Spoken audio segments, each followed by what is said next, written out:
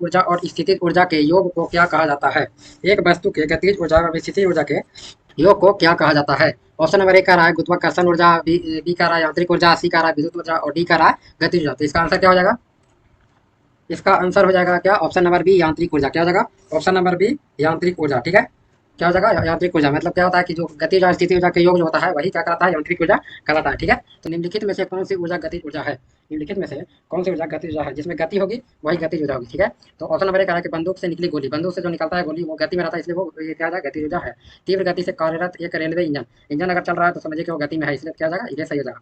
एक साधारण पेंडुलम की गति, जो पेंडुलम है साधारण रूप से वो डोलता रहता है तो भी क्या है? गतिज ऊर्जा में आती है। तीनों का तीनों आंसर सही हो जाएगा। तो ऑप्शन नंबर डी क्या हो जाएगा? सही हो जाएगा। ठीक है, ऊर्जा के संबंध में निम्न में से कौन सा कथन सत्य नहीं है? मतलब हम लोग असत्य को चुनना है। ठीक है, कि कौन सा असत्य है? ऑप्शन नंबर 1 कह रहा है ऊर्जा भौतिक पदार्थ नहीं है। हाँ, तो ये बात सही है कि ऊर्जा जो है भौतिक पदार्थ नहीं है। पदार्थ में क्या होता है? जिसको हम छू सकते हैं, जिसे अनुभव कर सकते हैं। ठीक है, तो भौतिक पदार्थ ऊर्जा को हम लोग अनुभव नहीं कर सकते, नहीं छू सकते हैं, इसलिए क्या है? भौतिक पदार्थ नहीं है। तो ये तो सही हो जाएगा। ऑप्शन नंबर बी कह रहा है कि ऊर्जा किसी कार्य को करने की क्षमता की माप है। तो हाँ, कार्य करने की क्षमता के माप को क्या कहते हैं? ऊर्जा कहते हैं। तो ये भी सही है। ठीक है, ऊर्जा को कई रूपों में संग्रहित किया जा सकता है, मापा भी जा सकता है। तो ये भी सही है कि संग्रहित भी किया जा सकता है और मापा भी जा सकता है। ठीक है, ऑप्शन नंबर डी कह रहा है कि रूपांतरण के दौरान निर्वात ऊर्जा निर्गत ऊर्जा निर्वात में जाती है। तो नहीं, ये बात गलत हो जाएगा। तो ऑप्शन नंबर डी हमारा सही हो जाएगा। ठीक है, ये गलत है।